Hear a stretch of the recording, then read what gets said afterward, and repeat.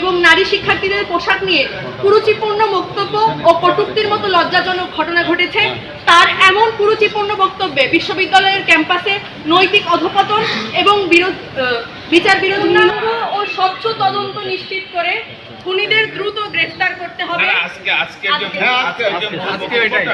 সে বক্তব্যটা দিয়ে শুরু করো। কেন তোমরা যে এখানে আজকে যে আমরা অত্যন্ত উদ্বেগের সাথে লক্ষ্য করছি যে ইসলামী বিশ্ববিদ্যালয়ের আল কুরআন অ্যান্ড ইসলামিক স্টাডিজ বিভাগের শিক্ষার্থী শহীদ সাজিদ আব্দুল্লাহর হত্যার 104 দিন অতিবাহিত হলেও এখন পর্যন্ত হত্যার বিচার হয়নি, কোনো খুনিও গ্রেফতার হয়নি।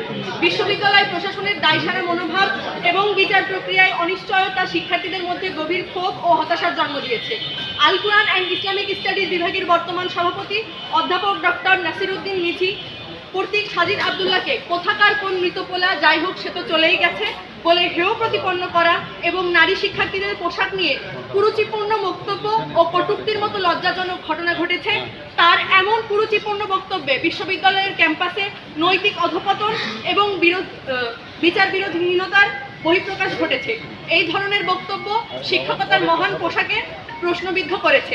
এছাড়াও বিভিন্ন সময় সাজিদ হত্যার বিচার দাবিতে শান্তিপূর্ণ আন্দোলনকারী সাধারণ শিক্ষার্থীদের হুমকি প্রদান, ভয়ভীতি প্রদর্শন এবং আন্দোলন দমনে বিভিন্ন পক্ষের অনৈতিক হস্তক্ষেপের ঘটনা ঘটেছে।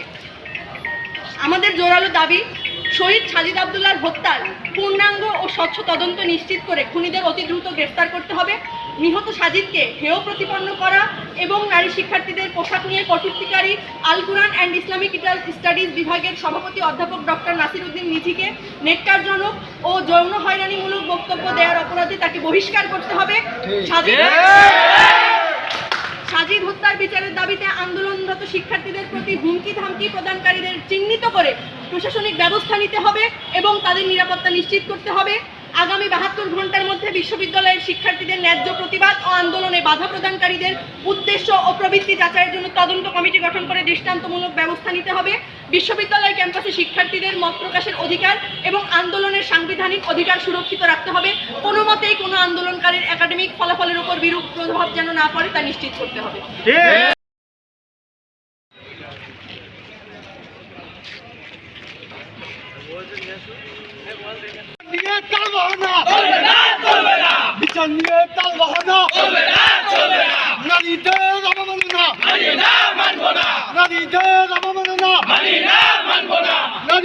আমাদের বোধ নারীদের